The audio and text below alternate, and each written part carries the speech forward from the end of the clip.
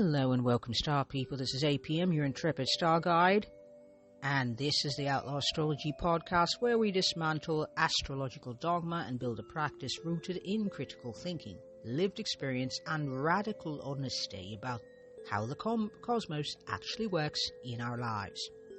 And so, today's focus is oppositions, the 180-degree traditionally called tense, conflicted, at war with itself. But what if that framing is the actual problem? What if the opposition isn't a tug of war at all? What if it is an invitation to hold two truths at once? So, last episode we reframed squares as creative friction rather than punishment, the engine of personal revolution and evolution. Today we're going to go further into the aspects that are called hard aspects and ask an even more uncomfortable question: what if the entire either-or binary we built around oppositions is a myth we inherited, not a truth we discovered? But before that, some housekeeping. This is episode 166 in our arc on friction, tension, and the so-called difficult aspects. And last week we talked about squares. This week we talk about oppositions, and next week we close the arc with examples of squares and oppositions that can build character, grit, and pivotal life change. So, if this topic and what we're laying down here is interesting to you, feel free to subscribe. We definitely appreciate that. Leave a review if this work matters to you, and join us on Instagram, Pinterest, and YouTube for Astro Breakdowns. There's also a free and paid newsletter. The free newsletter comes out every new and full moon. So if you're interested in that, all those links will be in the show notes. And so here's what we're going to be stepping into. Have we been treating our charts like a battlefield? Sun opposing Moon, Mars opposing Saturn, Venus opposing Pluto, and wondering why we always feel like we're losing. This episode is for all of us and all of you, because the battlefield may not be real. Alright, onward. So, here's what the topic is. Let's step on into it. What we've been taught about oppositions, and why that's the half the story, because let's just be honest, it actually is half the story. Our charts feel like battlefields. Isn't it curious that tug of war makes us think of war? I mean, literally the word war is right there for everyone to see. So that turns our inner worlds into battlefields, minefields, where we're constantly losing or gaining ground. It's a competition. Someone must win. Someone must lose. That's just how that seems to go. Okay? So the traditional interpretation of an opposition is conflicted, polarized, and it's the aspect of projection and confrontation. So the two planets are sitting directly across the zodiac from one another. So for example, you would have Moon in Cancer, Saturn in Capricorn. Those two are sitting in signs that oppose each other because there is a polarity in astrology, and that would be that polarity. So that tension would be there. And, well, Moon is a mirror. Saturn is about limitations, so you can see they're both duking it out. I say that with quotes. And each is threatening to cancel the other out, because in the traditional interpretation is either the Moon's going to win or Saturn's going to win. But both of them cannot win together, can they? Or, no, they can't. Of course not. But really, could they? Let's think about that. Let's think about that. And so, there is a partial truth to the way traditional astrology, as we understand it, because all these traditions come from traditional astrology. And yes, oppositions do describe a genuine tension. So when two planetary energies are in direct dialogue across the chart, that conversation can feel loud, uncomfortable, and even destabilizing. We're not pretending otherwise here, okay? We think critically. It would be foolish, stupid, unwise to ignore tension when it exists, when it's clearly obvious. We're not suggesting anyone do that. We're not doing it. We're not suggesting you do it. We're not suggesting anyone else do it, okay? But here's a complication. Notice how quickly traditional astrology moves from tension exists to tension is bad. And ask yourself, who benefits from teaching people that their inner conflicts are problems to be managed or fixed rather than intelligences to be integrated? So there's a language problem here. And the words we use matter enormously. So opposition in everyday English means adversarial, confrontational, something to overcome. When astrology borrows the word wholesale, it imports all of that baggage. But in geometry, an opposition is simply 2 points in perfect balance across a shared axis, and that's a very, very, very different thing, okay?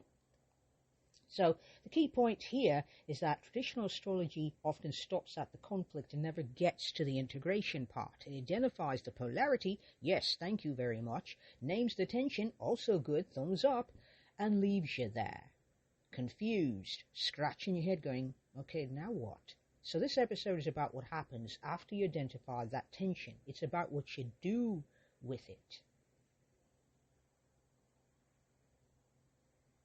And so there's a myth of the either-or binary, okay? Why? Because oppositions, honestly, they're not zero-sum games, okay? Zero-sum game means you win, I win, you lose, period.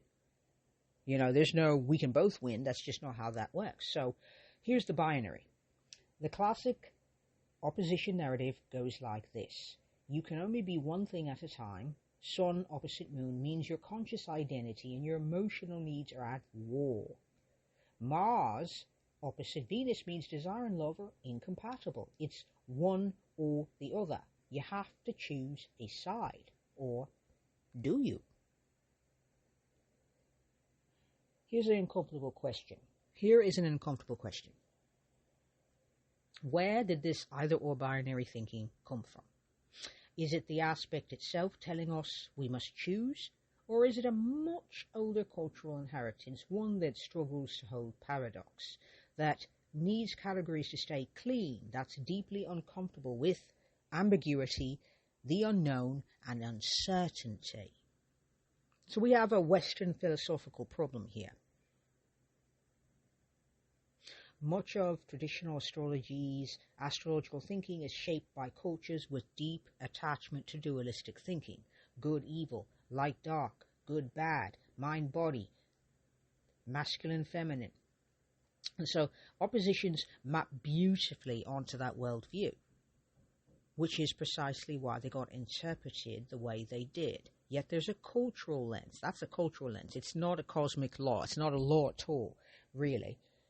So how about we do a reframe right here, right now? Try this on for size. An opposition isn't asking you to choose between two planets or points.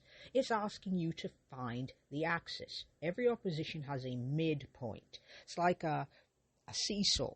There's always that middle fulcrum that everything balances on. You're being asked to find that middle part, that creative center, that still center between the two poles.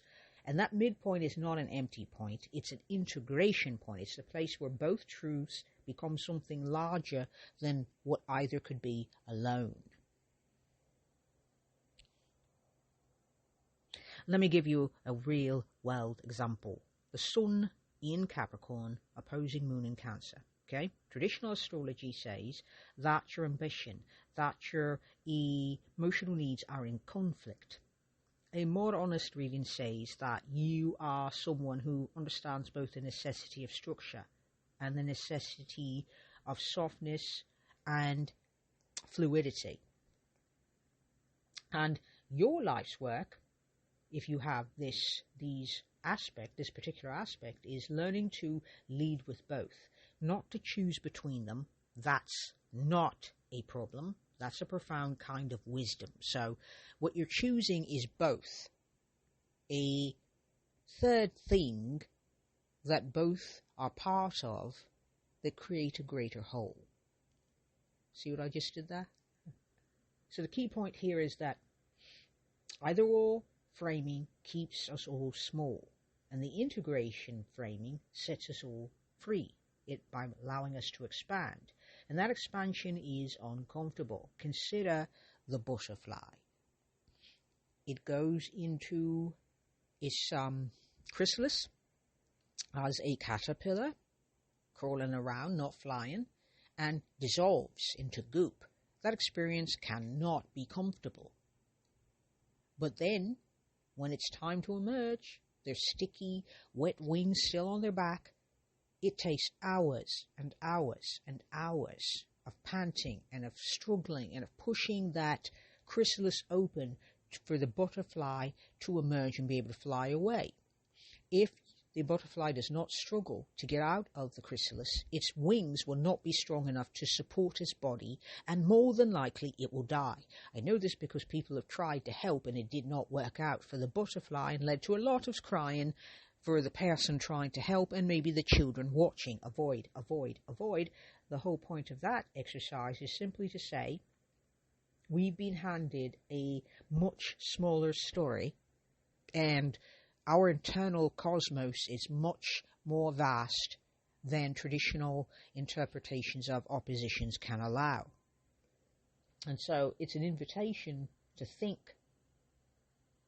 differently here. So oppositions can be also considered a mirror. It is a self-awareness aspect. And so let's talk about mirrors and how oppositions can be one. So here's the thing about oppositions. They actually do mirroring extraordinarily well. They reflect. A planet in opposition has a 180-degree view of the other. There's no hiding. There's no blind spot in the usual sense like a conjunction, for example. The opposition forces you to see what you'd rather not look at directly. And so that creates tension, and that tension creates a question about projections. And so here it is. One of the things I've noticed is that traditional astrology talks a lot about oppositions and projection. We project the energy of the aspected planet onto other people rather than owning it ourselves. And this is real and worth examining honestly. Now, let's push back a bit further. We could just let it sit there and say that, yes, it's about projection and leave it right there. Not particularly interesting to me. So let's push a little bit further. And here we're going to push like this. Projection isn't a character flaw. It's a coping strategy. When we've been told that parts of ourselves are unacceptable, too much, too contradictory, and by the way, everybody has contradictions in themselves that are part of who they are, we externalize it, okay? So, oppositions don't create projection. Cultural suppression of complexity creates projection. The opposition is where the evidence shows up, okay? So, self-awareness can be a gift. Okay, this is why oppositions worked consciously become extraordinary tools for self-knowledge, because the thing you keep finding out there in partners, in enemies, in strangers, in co-workers who irritate you unreasonably is always a signal about what's unintegrated in here. This is not a personal failing. This is not a need to criticize and judge ourselves unfairly. It's merely that we are human beings living human existences, doing the best that we can, and oppositions provide us the opportunity to have more self-intimacy, self-awareness, and therefore more integrated self and wholeness. So self-awareness can be a blessing, but the path to self-awareness is not always pleasant. As a matter of fact, it's not pleasant most of the time. And any story that you can become more whole, more integrated, more self-actualized, more individual or individuated And you can do this from the comfort of your armchair, just while drinking tea and nibbling on bonbons or what have you, or homemade biscuits or what have you, it's nonsense, quite frankly. And if you get lost in the comfort zone, I can learn from the comfort zone by feeling joy all the time and only happy and no other emotions, you're going to find that your life is a lot less alive and a lot less juicy, because you don't have to grow to feel happy. At least, I can feel happy right now. I am nibbling on a blueberry muffin, gluten-free, and sipping on a smoothie, and that should be enough, for me to go, woohoo, life is wonderful, I should stay right here. But I'm not that sort of person. And if you're listening to this and listening to me, then you aren't that sort of person either. Okay, because you could be doing anything with your day, and instead you're listening to me because something about this resonates for you. So the whole point of the exercise here is that none of this is about a punishment. This has nothing to do with personal failures. It's simply to do with being human, period, full stop.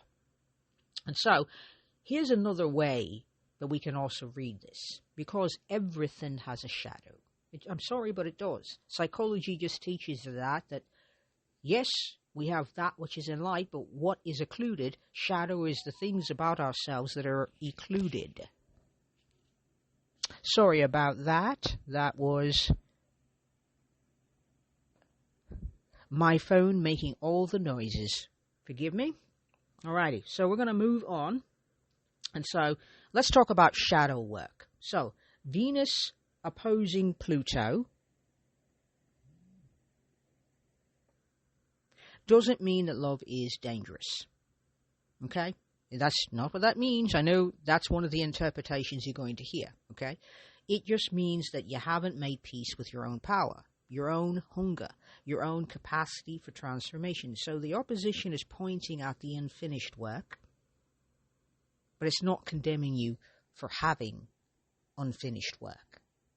You're not being condemned because you have Venus opposing Pluto. Okay? That's not what's happening. It's not a personal failing. It's not something you need to fix. It's something you just need to understand, comprehend. And when I say comprehend, I don't mean a exercise in mentality, because comprehension means to grasp, which means you take this knowledge and you look at it in your life as lived experience, and then you understand it on a deeper level, which is also in your body. So in your body, and also in your feelings as well. Okay? So it's just not just a mental exercise with no integration and no way of living out the knowledge, because knowledge that only lives in your head stays in your head, and it never becomes part of you or part of your life. So a key point here is that oppositions are the most self-aware aspect in the chart. When you engage with them honestly, you are less comfortable with trines. Well, that didn't make any sense. Anyway, let me restate that. Wow, I'm having a day.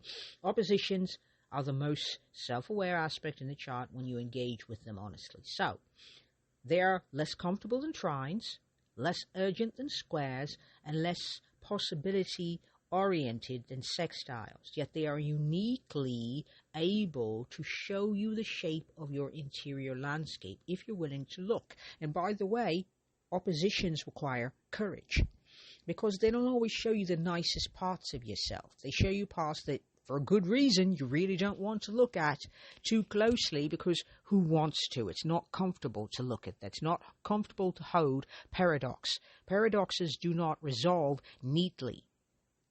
They are rather like standing on sand. It's always constantly shifting. You never feel like you have certainty. And our human brains and nervous systems are wired to desire certainty over all else, which is why when someone tells you something you've known and they validate your point of view, it feels good, because your nervous system is wired to look for certainty and to avoid uncertainty as much as possible, which is why it makes meaning, because that meaning making is helping your nervous system assess your life and assess experiences and sort them into what this will cost me and how much it will cost me and what will be the consequences and will I still be alive after all of that. So that's the whole point.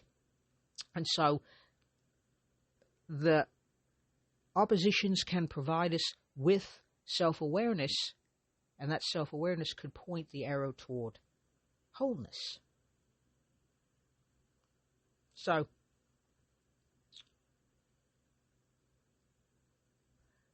a question I have, and a question certain other people have been asking, is this: do oppositions mean the same thing in every chart, in every moment of our lives? Okay, so that would suggest, the question suggests that oppositions are fixed. They only have one meaning. It means this all the time, no matter what. And so here's a question you might want to ask yourself. Say, for example, you have a Saturn-Moon opposition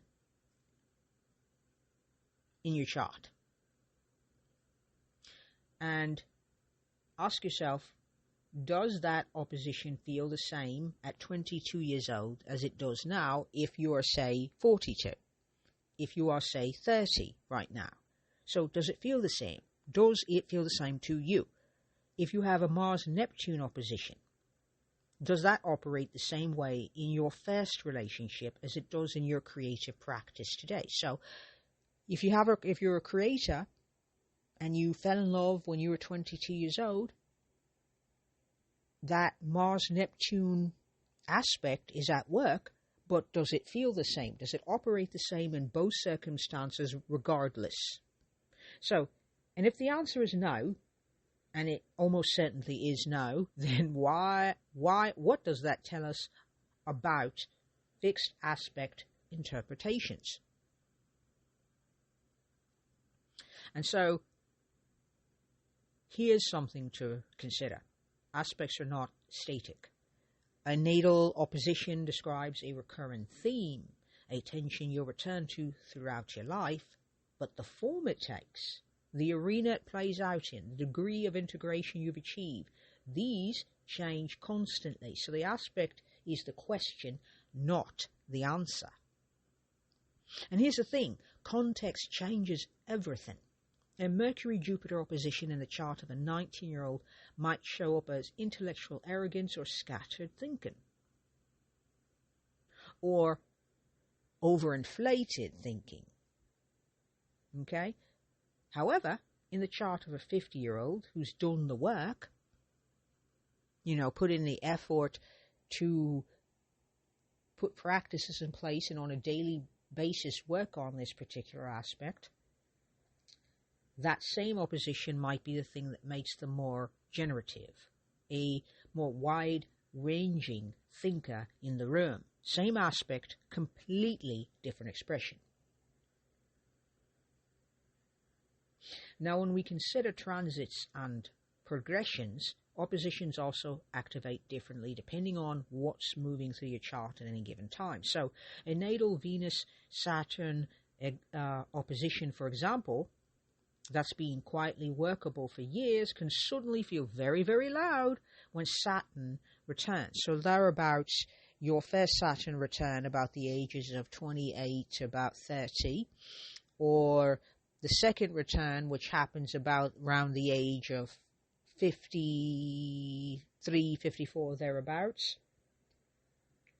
And so those two times, a Saturn returning can make a Venus-Saturn opposition very loud. Or say when a progressed planet, that's a secondary progression, triggers the axis between the two. So let's say it's on the Venus side of things.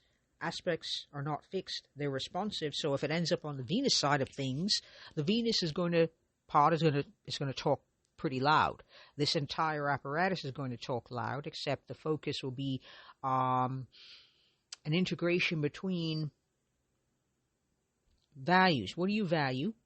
And what are you willing? What matters enough to put in the hard work? What matters enough to focus? What matters enough to concentrate? What matters enough to filter out all the noise so you can hear the signal?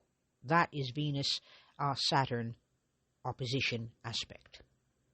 So Aspects, when they're in transits and progressions, they are not fixed, they're responsive, they're relational, okay? Which leads me to a deeper question, and it's this. Is any aspect difficult in an absolute sense? So, are we always talking about a particular person at a particular moment with a particular self-awareness in a particular set of life circumstances? And the answer is the latter. Always, always, always.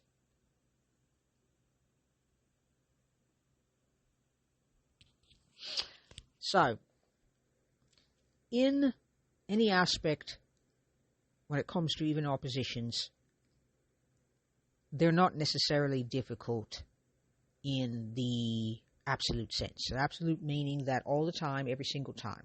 What we're talking about here is specific relationship, a specific moment, a specific self-awareness. We're looking at a moment in time, which means that whether or not that aspect is difficult is actually an interpretation.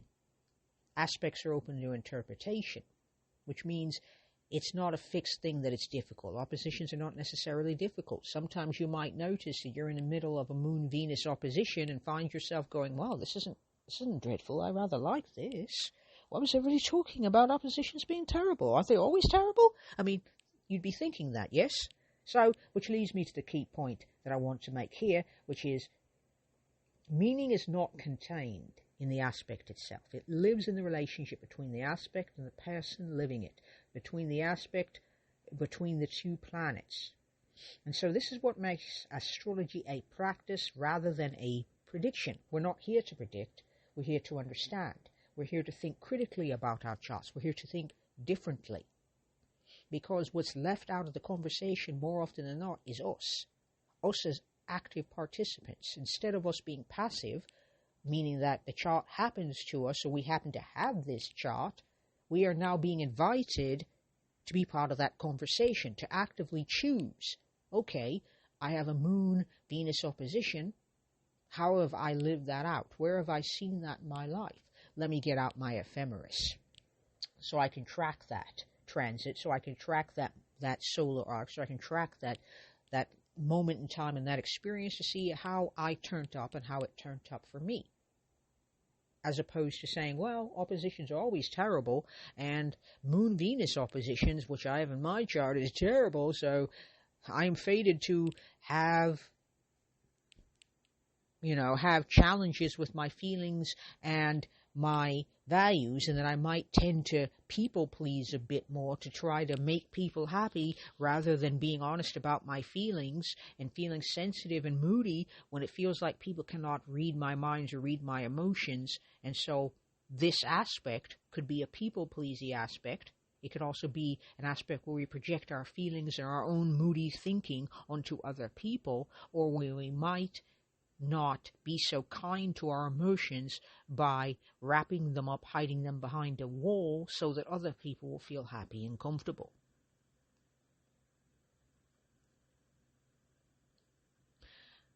So, if we're going to be looking at an aspect of Moon-Venus, it is not a thing that most people don't know about astrology, is that your chart gets dinged.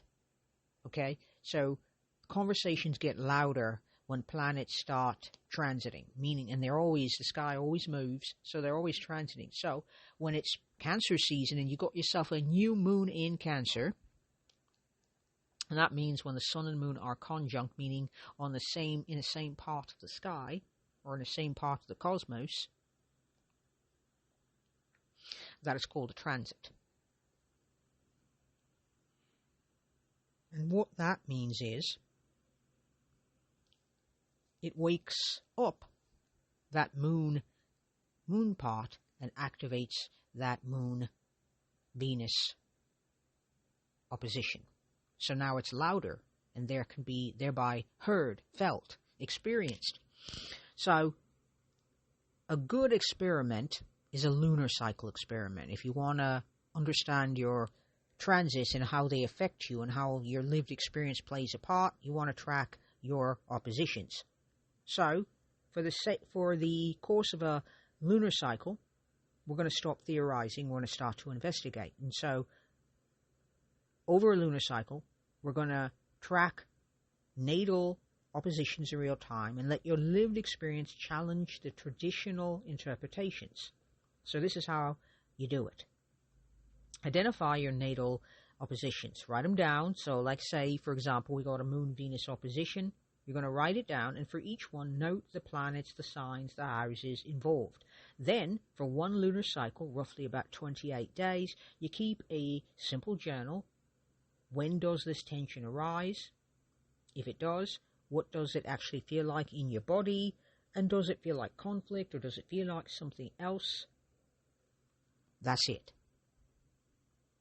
And here's a question to ask. Does the either-or binary hold up in your lived experience? Or does it consistently ask you to hold two truths at once? So, here's what to pay attention to. Notice when you project, when you find the aspected planet out there in someone else rather than being able to see it in yourself. Notice what triggers that. Notice what it costs you to keep the projection going. Notice what becomes available when you bring it back into you. No one is saying you need to label it bad. This requires you to be open and curious rather than judgmental and critical of yourself. So this is not a personal failing. Just because you saw something out there, that's what people do. It's a survival mechanism. It's self-protective. It's not meant to destroy you. It's not meant to harm you, anything like that. It's just something you need to be aware of. That's it.